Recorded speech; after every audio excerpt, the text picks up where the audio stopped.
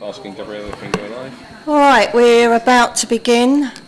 So good evening and welcome. I will now reconvene this meeting of the Planning Committee. If the fire alarm is activated, please vacate. There is a problem with the...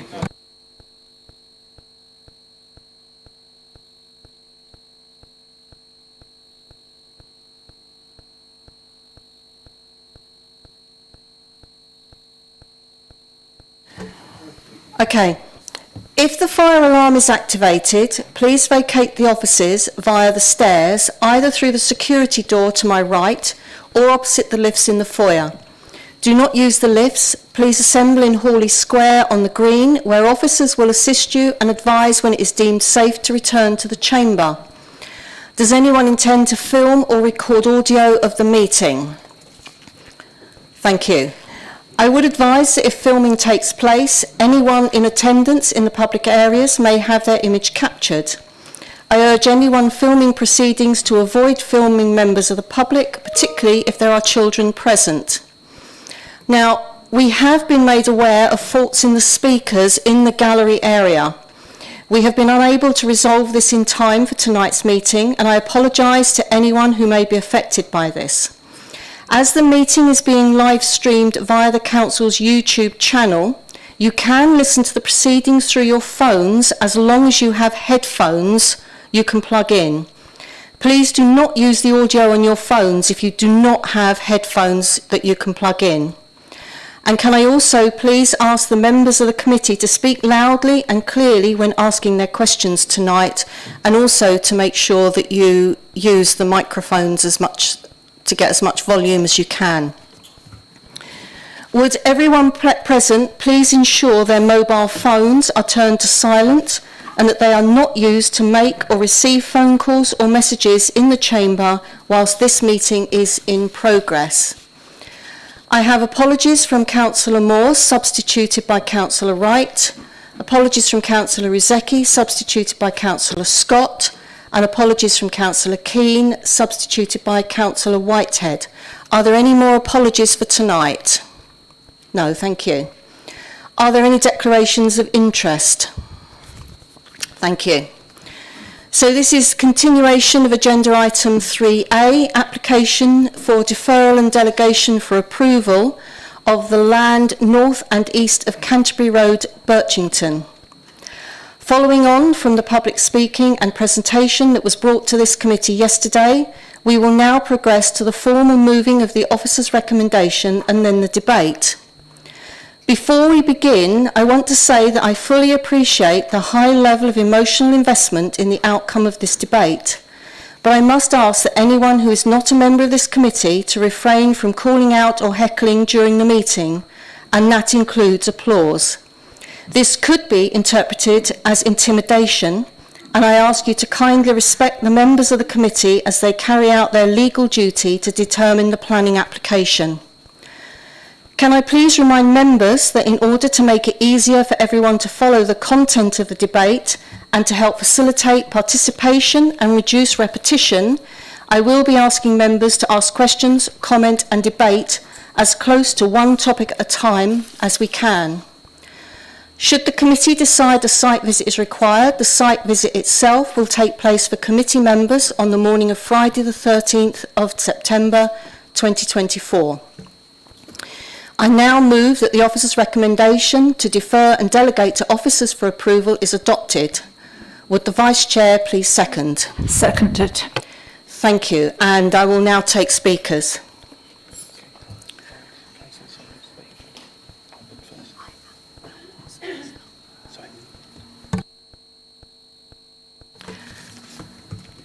Okay, Councillor Alban.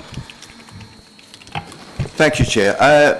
If you don't mind, I think I should stand up because I think the residents deserve it, that what we're going to say and how we're going to say it.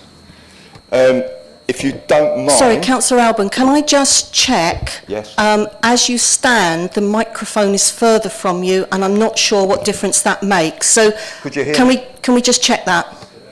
Thumbs up at the back so they can hear, Chair. Okay, thank you. Hopefully you will just allow me to start, and I want to start by referring to the local plan and how we actually got here. The local plan that this application is being dealt with by, is, that keeps, I'll have to change it. Not doing too well at the moment, am I? The local plan that this application is being dealt under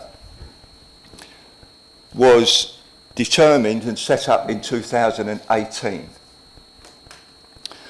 That local plan at that time, there was a difficulty over whether Manston Airport should be used as part of the local plan for housing. That was decided in 2018 by that council that would be the case. So the housing was taken out of Manston Airport, and it was then subsequently, as agreed by that council, put to Birchington and Westgate. In 2020, that was ratified and sent to government for approval, and that was subsequently, the government approved the local plan, and that is why you're now here for this housing application to be put on farmland at Birchington. So I just needed to make that clear so you fully understand as to why we're actually here. I'm mindful of what Mr. Livingstone said last night in relation to the local plan and how that local plan is policy of this council, and for that land that's allocated in this application to be used for housing. We can't change that. There's no way that we can change that. You can nod all you like, but we cannot. It's not legal to change it. We cannot do that. Right. On saying that, I have to say that as listening to all the speakers last night and listening to Mr. Livingstone and Emma up there giving us the details of the application, that I have some concerns, Chair. And my main concerns are in relation to the affordable housing, and I note what Mr. Livingstone said last night. However, we have a policy which says that 30% affordable housing should be allocated. My view is on a development of this size, should it take place, that the developer must be able to afford 30% affordable housing. And if you can't afford 30% affordable housing, don't build it. So that's my view on that. Secondly, associated with that, with the affordable housing, I have extreme concern about the Link Road. I have extreme concern over the funding of the Link Road, that nothing is certain. There is no certainty in relation to it, whether who's going to fund it, how it's going to be funded, and how that is going to affect the affordable housing. Because if there's no funding and they get consent for this evening, then where's that money coming from? Is that going to come out of affordable housing and we lose even more? As it stands at the moment, they only want to put 15% affordable housing, depending on whether there's money going into the Link Road. So they're the two main issues that I have, Chair. So I hope you didn't mind me rabbiting on a little bit, but obviously I want to hear what my other colleagues have to say regarding this. Thank you. Okay, thank you. I will take affordable housing and the NTLR MRN issues together because of the connection that you have outlined. Can I have the next speaker, please? Anyone else want to speak on those two issues? Councillor Joe Bright. Thank you, Chair. I'm uncomfortable to approve a scheme that under-delivers on affordable housing requirements. Is 23% really the best the developer can offer? Have all other options been explored before we settle for less than we need?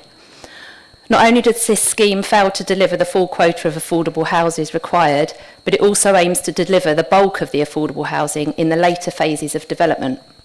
So not only is Thanet being provided with fewer affordable homes, we are now going to have to wait even longer for them. This doesn't feel right to me, and I'm worried these affordable homes may never materialise, especially if the MRN funding bid is not successful. I welcome the viability review mechanism to assess whether there's any wiggle room for more affordable housing as the development progresses.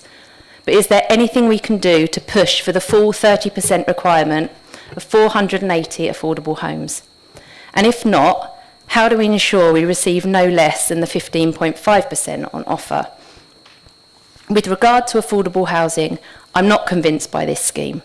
It feels like it's weighted in favour of the developer and disregards our housing need in Thanet. I know the issue of viability of the Shottendane application caused a huge cost to the council, but for how long will the Shottendane case be used as a reason to ignore our affordable homes requirement? This development could be a real opportunity to sort out our housing problem in Thanet, but as it stands, I'm worried it'll be a development for wealthy people. Thank you. Next, I have Councillor Wing. I just need to clear up, thank you, Chair, I just need to clear up some information from last night. So I think it was a long night, so I need some clarity. I think it was 15.5% if the KCC grant wasn't there. If the KCC grant came along the road further along, I think that grew to 23%. Is that correct? Yes, that's correct. I think I then heard that if we gave approval and we proceeded with 15.5% and the grant came along later on, that the extra, and I can't quickly do my maths, the extra that would top it up to 23% would be an off-site development, some sort of off-site offer. Is that true? Not as such. It's about when it comes forward, the major road network funding. If the major road network funding comes forward and is secured before 200 occupations, the amount contributed by the scheme towards the major road network off-site and the works off-site basically reduces, which means that it would trigger 23% affordable housing. Now, the issue in terms of, I'm only going to pick up one point because I'll come back on a few of these points in a bit after everyone's spoken about this issue, but what it means is the first set of developments, so everything on the southern part of the site, I don't know whether or not you want to just get to the... Yeah. So in terms of the point about phasing, the section of the site between Canterbury Road and Park Lane, that is basically set at 15.5% affordable housing. Again, if the MRN comes in, it means that the northern part of the site would then be an increase above 23%, it's 27.5% to equalise out to that 23% overall. Could I also ask, what is the time span for the potential grant coming, the decision on the MRN grant? Thank you, Chair. So in terms of the stage at the moment, so for KCC in the bid, they've submitted their outline business case to the Department of Transport in November 2023. In terms of the expectations for a planning application to be put in for the works, not just what's been mentioned on this side, but across the whole of the MRN area, that's going to be put in by KCC at the beginning of next year, so Q1 and Q2 next year. In terms of then any compulsory purchase that has to occur, that would be next year as well, Q3, if actually they need to use compulsory purchase powers to get hold of land along that route, with a full business case submission that has to go in September 2026. The aim, therefore, would be, if the grant is achieved, then construction would start at the beginning of 2027. But at what point will the grant be decided? So obviously, if the grant's given, then all that work can be pursued. We're waiting on a decision only. I'll come back on that. So the full business case submission is September 2026. So within the 6 months after that point, the final decision will be made. There's decisions that are occurring throughout the process because KCC are basically getting funding ongoing to keep building up and putting money into the bid, because obviously it's staff time, etc. So the Department of Transport are still awarding money as things go on. But obviously in terms of the final, yes, you've got all of the money, you're looking at 2026, the second half. And Councillor Matterface. Thank you, Chair. My question relates to Annex 7, which is the latest viability report. And in section 4.1.12, it says, in our view, it would be unwise to fix affordable housing provision / contributions at too low a level at this outlined stage. And it adds that obviously 10 years is a long time in a development. I just wondered if Mr. Livingston had any thoughts on that, as it's the January 24 viability report. Yeah, that's the comment specifically talks about saying affordable housing provision / contributions.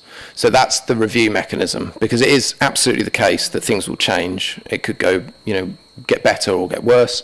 And it is a long period of time, hence why a review mechanism would have to trigger at a number of points throughout the development. Now, that's obviously subject to negotiation about when that is, and obviously it makes sense for those review mechanisms to occur at the different phases of development, looking at where you've got the southern section and the northern section. Obviously, it links to some extent to the MRN in terms of when that's coming in as well, that would fit then with 200 dwellings. You then have an idea when the MRN is coming in and whether or not that funding's coming in. So that might be one of those review mechanism points. Well, the Northern Link Road is interlinked with other schemes. We know that was mentioned last night, some of which haven't come to planning yet, notably the Westgate one. This is obviously a chain reaction, so is it feasible it could go one way or the other? One question. And what happens if any of the projects can't be completed when this developer or Shottendale development are committed to their contributions to the Link Road? So just to clarify, in terms of, are you referring to if one site doesn't come forward, basically, in terms of the match funding that they have to do to the MRN, or to the contributions if an MRN doesn't happen? Their contributions. So the contributions towards, basically, there's no MRN, everyone's making contributions from the housing development. So the aim of the policy, which has gone through, obviously, the local plan examination, which is SP 47, is to basically ensure that each site has to contribute towards this total whole. The idea is obviously that all of these sites do come forward. However, it's certainly appreciated that sites come forward at different stages. Mention obviously has been made about the housing development at Hayne Road. Well, that was granted over a period of about 10 years, but sometimes these things all happen together. The main point would be that every site has to provide a certain amount of money so that then the Highway Authority can mitigate the harms and impacts on the network from that development. So Emma yesterday went through the trigger points specifically for what we expect to be the southern section of the site. That means that by, I think it's 800 dwellings, that the 19 million towards improvements has to be paid, and that would primarily build the roundabout that's at the Acre Hill Junction. But obviously with this site specifically, the development has to bring forward the link road on site and the 3 junctions that join onto the network.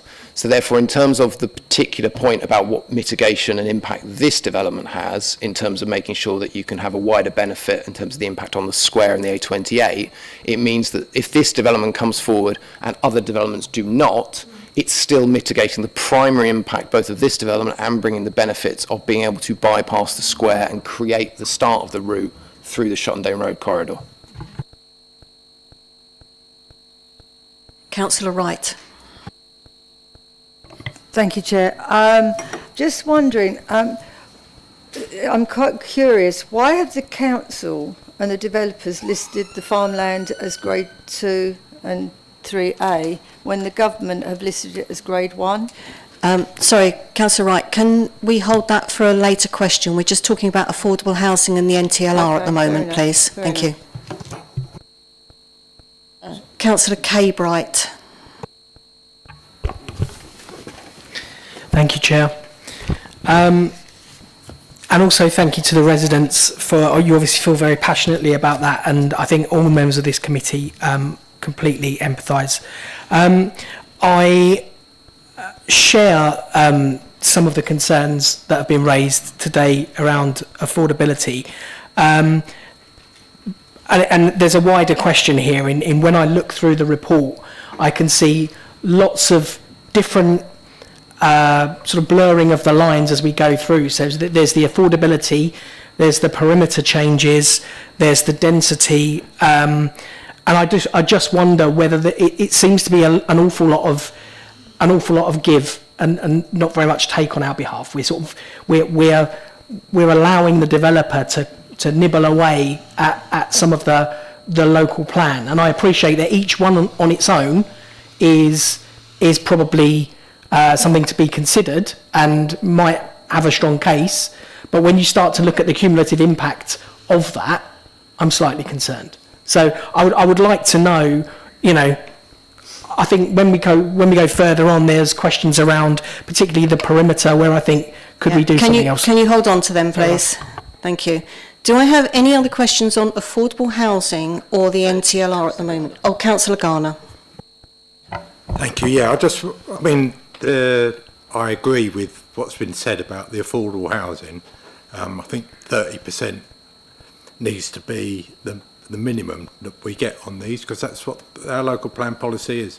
But on the highways, there are a few inconsistencies I heard, which I will try to recall from my notes, as there are a number of inconsistencies on a number of the other areas which we'll come to throughout. And a lot of those inconsistencies, I think, stem from the fact that plans are being... So some of the plans before us for the junction changes are based on projections on capacity to 2031, whereas there are other plans based on projections to 2040. In fact, I think that was highlighted through the junction, which I can't remember exactly which one it was, but that was not a roundabout, but that could have been a roundabout. That it looks like we're planning to put that junction in, and it will meet capacity for a little while, till 2031. But then we're going to need to come back and get more funding to change it into a roundabout, so that it can meet capacity after that. And that seems very short-sighted to me. If we know that there is going to be heavier traffic coming down the road, so to speak, why aren't we planning to implement what we're going to need in the future, rather than just be really short-term about it? And I think, yeah, I'll stick at that one for now. Okay, Councillor Garner, we are straying off slightly the link between affordable housing and the NTLR, but Mr Livingstone will answer that. Yeah, there are overlaps with all of these, and I'm aware of that. So, but we will answer certainly that last point.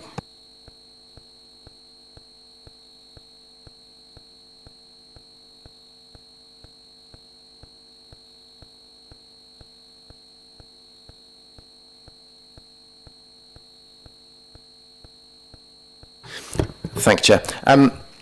So yeah, we obviously discussed it a bit in the presentation. Obviously, it's something that we've responded to previously as well.